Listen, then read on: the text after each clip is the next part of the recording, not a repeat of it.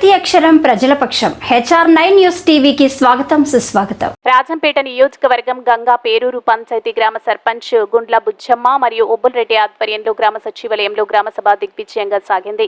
ఈ గ్రామ సభలో ఈవో ఆర్డి కుమార్ రంగయ్య మరియు ప్రభుత్వ అధికారులు, ఉపాధి హామీ పథకం అధికారులు మరియు పెద్ద సంఖ్యలో ప్రజలు పాల్గొన్నారు. ఉపాధి హామీ పథకం గురించి చర్చించారు. ఇందులో భాగంగా కోళ్ల ఫారాలకు, పశువుల షెడ్లకు మరియు సీసీ రోడ్లకు, ఇంకుడు గుంతలకు ఉపాధి హామీ పథకం ద్వారా చెట్ల పెంపకం మరియు ఇంకా ఎన్నెన్నో పథకాలు చేసుకోవచ్చని చెప్పారు. ఈ కార్యక్రమంలో గ్రామ సర్పంచ్ ఫోన్ల బుచ్చమ్మ మరియు ఓబుల్ రెడ్డి మరియు గ్రామ సభ్యులు, తెలుగుదేశం పార్టీ నాయకులు, ప్రజలు పెద్ద ఎత్తున పాల్గొన్నారు.